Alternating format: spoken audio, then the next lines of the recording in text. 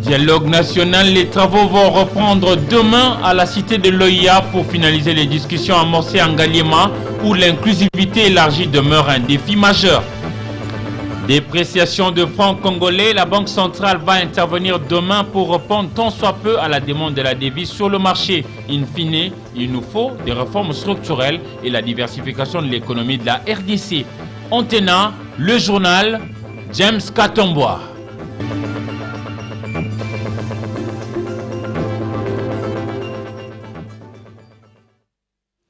Bienvenue à toutes et à tous et merci de vous joindre à nous. Le dialogue politique national inclusif va reprendre demain, vendredi 30 septembre 2016, à la cité de l'Union africaine en Ngaliema. Les deux partis, majorité au pouvoir et opposition politique, se disent prêtes à reprendre les travaux, reprendre donc les discussions dans l'objectif de trouver par consensus un compromis. Notre équipe de reportage, composée d'Eric Izami et Blaise Lunda, qui couvre ces travaux, ils reviendront sûrement pour nous donner la suite. Pour redresser la RDC et en faire un vrai leader en Afrique, il leur faut 6 mois.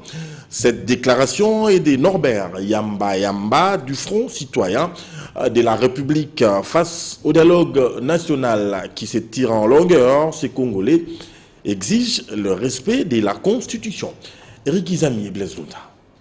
Un problème, pourquoi? Parce qu'en fait, c'est des personnes qui ont été responsabilisées pour faire ce travail. Vous savez, généralement, lorsqu'on termine les élections, le premier jour après la proclamation, commence la préparation de ces élections. Il semble qu'ils n'ont pas fait. Et ils ne l'ont pas fait en dessin. Ils l'ont fait en dessin. Ils l'ont fait parce qu'ils savaient ce qu'ils cherchaient. Ils avaient un but. Et le but aujourd'hui, c'est d'arriver au bloqué, comme nous sommes dans cette situation d'aujourd'hui. Qu'est-ce qu'on peut faire? On peut faire ça par un dialogue franc. Pas un dialogue donnant-donnant. Vous savez, chers journalistes, aujourd'hui, la situation que nous sommes en train d'assister, c'est du pire théâtre. Il y a des gens qui ont discuté il y a 3 ans. Et je vous informe que quand j'étais encore à l'IDPS, j'ai été parmi les personnes qui ont effectué les déplacements, n'est-ce pas, de Venise, les déplacements d'Ibiza, pour discuter avec le pouvoir, de manière qu'on puisse véritablement avoir un calendrier électoral, parce que nous étions déjà à 16 mois des élections. Et tout était vraiment prévu pour que ces élections se fassent dans les délais. Il me semble que là-bas a été, c'est pas la préoccupation du pouvoir. L'idée c'était de dire, gérons ensemble, traversons, etc. Personne ne va pas nous contrôler, etc. Et c'est ce que le président Tshisekedi n'a jamais accepté. Donc, aujourd'hui plus que jamais, il faut aller dans la direction de discuter. Parce qu'on ne va pas brûler le pays, ça c'est évident. Il faut faire en sorte qu'on trouve une solution. Mais la solution ici se passe par la discussion. La discussion qui doit se réaliser doit sortir de la logique de débauchage. Le barreau de Kinshasa, Matete, saccagé lors des événements malheureux du 19 et 20 septembre dernier, a réussi par les efforts de ses membres à s'offrir un nouveau siège à Limité, 4e rue industrielle. C'est jeudi 29 septembre, son bâtonnier, maître Koko Kayoudi Missamou, a inauguré cet espace devant témoins, toujours dans l'objectif de servir les Congolais. Didier Lambo, Idmou Sangilay. Devant un parterre d'autorités et personnalités tant civiles que militaires, les membres du Conseil de l'ordre, les barreaux de Kinshasa Matete, qui a vu IAP, ses installations saccagées, a inauguré jeudi 29 septembre son nouveau siège toujours à Limité. Vous avez été conviés à la cérémonie du jour que le Conseil de l'ordre a voulu sobre en vue de vous présenter consenti par les barreaux de Kinshasa Matete depuis il y a quelques années. Ce projet a été longuement nourri. Les dévanciers y ont posé et y ont travaillé. Et il a été donné dans ce moment où nous avons assuré les charges du barreau de Kinshasa Matete que cette réalisation se fasse. 1998, ces barreaux, comme l'affirme son bâtonnier, se bat pour rester un moyen d'accorder ses services dans le secteur de la justice à tous les citoyens. Une occasion pour que les praticiens des droits agrènent chacun des souvenirs. Au nombre de ceux-ci se trouve être cité Thomas Louaka, aujourd'hui vice-premier ministre en charge de postes, téléphone et nouvelles technologies de la communication. Félicitations au barreau de Kinshasa Matete pour cette réalisation. Félicitations au bâtonnier qui a pu conduire ce chantier, cette réalisation. Et je prends bonne note de la requête qui a été adressée au gouvernement pour un soutien par rapport au malheur qui est arrivé. Après la coupure du ruban symbolique, les barreaux de Kinshasa Matete peut à nouveau fonctionner à plein régime pour servir les justiciables congolais. Face à l'accentuation des pressions observées sur le marché d'échange, la Banque centrale du Congo s'emploie à intervenir dès demain vendredi sur le marché par la vente de devises en faveur des banques commerciales basées en RDC. Cette mesure vise surtout à atténuer la volatilité enregistrée sur le marché. Cette décision a été prise lors de la 9e réunion du comité de politique monétaire de la Banque centrale du Congo, réunion présidée par le gouverneur de Gracias Mutombo Mwana Niembo. Eric Isani pour le reportage. Cette intervention de la Banque centrale du Congo sur le marché attendue vendredi 30 septembre 2016 vise à répondre tant soit peu aux besoins des devises exprimés sur le marché après analyse de la situation sur le terrain. De l'intervention de la Banque centrale sur le marché d'échange par une vente de devises pour répondre aux besoins des devises exprimés sur le marché par les importateurs et atténuer la volatilité et la pression actuellement exercée sur le prix de la devise en francs congolais suite à cette demande. Néanmoins, l'intervention de la Banque centrale du Congo constitue une réponse conjoncturelle face à ce problème structurel. Il y a donc nécessité des réformes structurelles pour conforter la résilience de l'économie nationale RD congolaise, pouvant lui permettre de faire face aux chocs exogènes. Le problème de fond chez nous, c'est l'insuffisance de la production intérieure. Nous sommes en mesure aujourd'hui de relancer très rapidement l'activité économique dans notre pays par des réformes qui puissent nous permettre de conférer à notre économie une résilience telle qu'elle ne puisse pas être ébranlée par la seule et simple baisse de coûts de matières premières. Eu égard à l'accélération du rythme de formation de prix intérieurs sur le marché de biens et services et à l'accentuation des tensions sur le marché d'échange, le comité des politiques monétaires de la Banque centrale du Congo a décidé de modifier les dispositifs de la politique monétaire en augmentant le taux directeur de 5 points de pourcentage. Ce dernier passe de 2% à 7%. Par ailleurs, le statu quo est observé en ce qui concerne les coefficients de la réserve obligatoire en devises et en monnaie nationale. La 6e édition du week-end de folie Shoprite a connu une ambiance particulière avec le prix de certains articles revus à la baisse. On a enregistré une affluence inhabituelle. José Moussalana, Mathieu Gadipofi.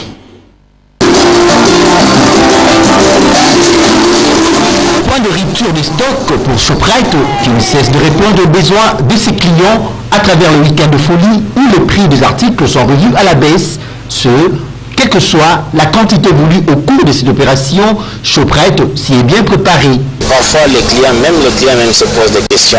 Est-ce que vous avez assez de produits pour satisfaire tout le monde ou bien ça? Bon, nous sommes déjà préparés et comme je vous disais la dernière fois, Shoprite, juste pour dire merci à ses clients. Ça c'est une façon que nous remercions nos clients. Donc par mois, nous prenons 3 jours de remerciement à nos clients où nous rabattons nos prix. On choisit certains articles, on rabat les prix vraiment pour satisfaire à nos clients, une façon pour nous de les remercier. Donc les histoires sont là, nous sommes déjà bien préparés pour cette promotion. Les gens peuvent venir, vous-même vous avez vu les prix, c'est vraiment rabattu. À nos très chers clients, ne vous en faites pas, il n'y a pas de plafond, les gens venez, nous sommes bien préparés comme j'ai dit là, nous avons des stocks, venez, approvisionnez-vous. Comme le veut la tradition, les clients ne rentrent pas bredouilles puisque les cadeaux sont à leur disposition. Jeux, humour et danse étaient donc de la fête.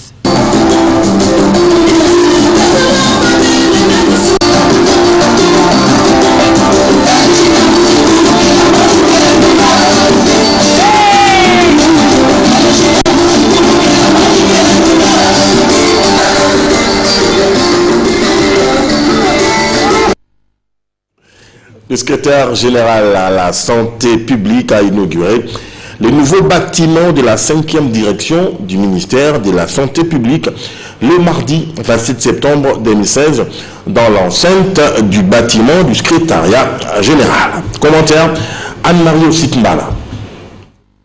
Désormais, c'est dans ces nouveaux bâtiments situés dans l'enceinte du secrétariat général de la santé que le personnel, agents et cadres de la 5e direction du ministère de la santé vont travailler. La remise de ces bâtiments a eu lieu au cours d'une cérémonie inaugurale qu'a organisée le secrétaire général à la santé publique. Financé par DFID et IMA à la hauteur de 150 000 $ américains et est équipé par le Fonds mondial à travers 100 roues. Il compte au total 10 bureaux et une grande salle de réunion pouvant permettre aux bénéficiaires de la 5e direction SNIS d'accomplir leurs tâches qui consistent à la collecte des informations sanitaires dans des conditions requises. Il faut dire que les travaux de réhabilitation de ces nouveaux bâtiments n'ont duré que 6 mois. Célébrer chaque 29 septembre la journée mondiale du cœur aide à faire connaître au monde les facteurs de risque liés aux maladies cardiovasculaires. Le thème choisi cette année est essentiellement axé sur les enfants. Foura Omari et Lydia Elambo. L'humanité célèbre chaque 29 septembre la journée mondiale du cœur. Cette journée vise à mieux faire connaître au grand public le facteur des risques liés aux maladies cardiovasculaires, mauvaise alimentation, manque d'activité physique, tabagisme et usage naïf de l'alcool, ainsi favoriser leur prévention. Ces maladies liées à un mauvais fonctionnement du cœur ou des vaisseaux sanguins qui alimentent ont causé 7,3 millions de décès en 2013, soit 30% de la mortalité mondiale totale. Parmi les maladies cardiovasculaires les plus fréquentes figurent entre autres les maladies coronaires, les troubles du rythme cardiaque ou encore les maladies vasculaires cérébrales.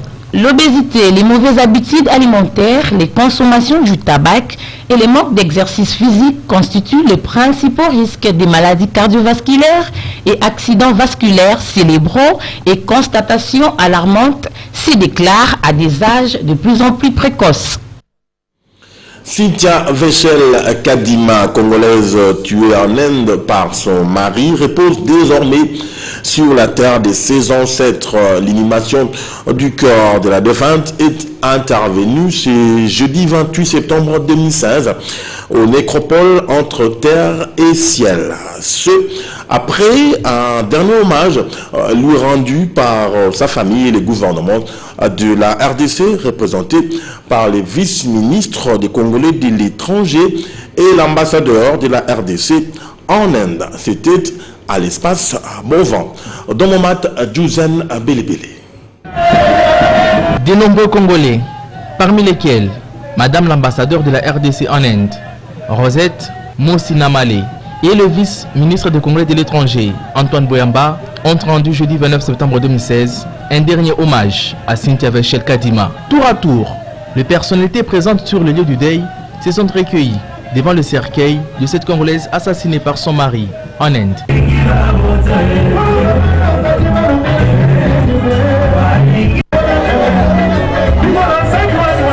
Madame l'ambassadeur de la RDC en Inde assure que justice sera faite. C'est un crime qui est odieux, mais ce n'était pas ciblé. Les messieurs sont en prison et la justice sera faite. Nous veillons sur ça. Comme j'avais dit, nous avons pris des avocats qui veillent sur ce que la justice. Pour Antoine Boyamba, vice-ministre des Congolais de l'étranger, le plus important à présent est de se consacrer pour assurer un avenir meilleur à la fillette laissée par la défunte. Le corps de Cynthia Vechel Kadima a été conduit dans sa dernière demeure à la nécropole entre terre et ciel. Paix à son âme. Après 365 jours passés à la tête du ministère de Sport, Denis Kambaye a fait le bilan des actions réalisées au sein du mouvement sportif. C'était le mardi 27 septembre au collège Boboto à la Gombe. Papi Katasi. 365 jours à la tête d'un ministère recommande bien sûr un bilan en bonne et due forme. C'est l'exercice qu'a effectué Denis Kambaï Chimbumbu, ministre de la Jeunesse, Sport et Loisirs, le mardi 27 septembre à la salle de la réunion du collège Boboto. Face à la presse nationale, le mouvement sportif est invité. Denis Kambaï Chimbumbu a dressé son bilan, d'abord sous forme de vidéoprojection, comprenant les actions entreprises par son ministère tout au long de son passage de 365 jours dans ce ministère de la Jeunesse, Sport et Loisirs. Le patron du sport congolais a signifié qu'il fallait oublier les faits marquants du passé et se concentrer sur les défis du futur, entre autres le rencontre sportive du 4 et 8 octobre de l'OPA de la RDC en ligne de mire la qualification au Mondial Russie 2016. Pour bien faire les choses le 8, nous devons commencer à faire monter le prix des billets de pourtour. Voilà encore le scoop. Le match de 4 et 8, les pourtours ne sera plus à 3 000 francs, ça sera à 5 000 francs. Parce que nous avons des charges à faire et nous voudrons savoir qui vient au stade vraiment pour accompagner sur le plan de finances. Vous le savez, la prise en charge des compétitions des léopards, c'est totalement le gouvernement de la République. Ce gouvernement a besoin des moyens aussi pour voir ce que nous pouvons faire de quelques travaux sur nos stades. À l'actif du passage de Denis Kambaï Chimbumbu à la tête du ministère des Sports, on notera aussi sa mobilisation tous azimuts de la jeunesse congolaise à être les véritables leviers du développement de la République démocratique du Congo. Ligue nationale de football, le championnat national 2-1 s'est poursuivi aujourd'hui à Kinshasa pour le compte de la zone de développement ouest. La Renaissance du Congo qui jouait son tout premier match au championnat national. Une journée donc historique pour les Oranges. La Renaissance a donc battu le Sporting Club Rojelou sur le score de 2-0. On va voir ces deux buts réussis par Manga Sissoko, le buteur maison de Renaissance, et un peu plus tard, le deuxième but était l'œuvre de Robert Moulani. Voilà, entrée en matière réussie pour les FC Renaissance. Alors à présent, faire la lecture des parutions d'aujourd'hui, sélection commentaire de mon matin.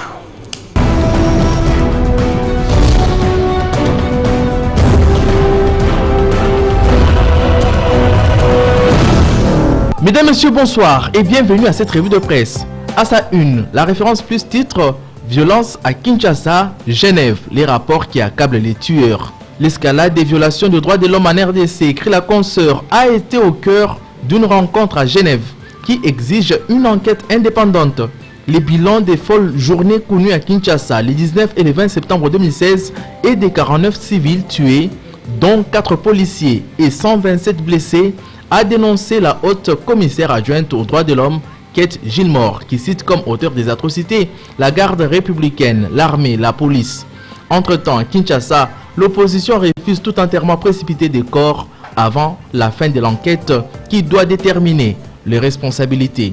Et suite aux perturbations consécutives aux folles journées des 19 et 20 septembre dernier, Maker Mwangu promet un calendrier actualisé de l'année scolaire 2016-2017. Rapporte Forum de Zas, une mesure destinée à pousser les établissements scolaires à récupérer les temps perdus après les événements survenus les 19 et 20 septembre dernier dans la capitale congolaise, rapporte l'agence congolaise de presse, ACP.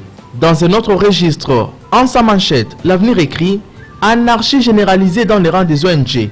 Le gouvernement doit sévir ». Plus d'1 million d'organisations non gouvernementales nationales et étrangères exerçant en RDC, dont plus de 3000 dans la seule ville de Kinshasa, s'exclame le confrère. Cet état des choses rend le ciel épais et suscite bien d'interrogations, plus qu'inquiétantes. Il y a plus de 15 ans derrière, poursuit le journal, les législateurs congolais s'en étaient depuis mis la puce à l'oreille au regard du rythme alarmant déjà à l'époque du foisonnement des ONG locales comme étrangères sur le sol congolais, en l'absence d'une quelconque texte officiel pouvant permettre à réglementer un secteur aussi névralgique où les acteurs s'est passé pour des enfants gâtés de la cour des princes ou des intouchables qui n'avaient des comptes à rendre à la limite qu'à leur propre conscience. Dans ces colonnes, la prospérité rend hommage à Barbara Kanam à l'occasion de son anniversaire. Née le 27 septembre 1973, à 43 ans d'âge, Barbara Kanam fait la fierté de l'Afrique, s'exclament les tabloïds. Toujours souriante, Barbara Kanam Moutonde est une œuvre d'art que le bon Dieu n'a pas sculptée à la hâte. Le créateur a en effet pris tout le temps nécessaire pour la ciseler, la limer et enfin la peindre avant de livrer ses chefs-d'œuvre au regard des descendants d'Ève. Pour les uns et les autres, elle est un cadeau agréable de Dieu pour illuminer la musique congolaise dans le monde. Avant de nous séparer, coup d'œil sur la caricature de Forum des As. Edem Kodjo s'adressant à Alexis Tambwe Mwamba et Kamere. Kamere, Tambwe, accrochez-vous, tenez bon, aïe aïe aïe. Et une voix off lui répond. Oh, dans ce pays, tout le monde glisse, même le dialogue glisse. C'est étonnant. Ne soyez pas pourtant étonnés de retrouver la même revue demain vendredi. Bonsoir chez vous.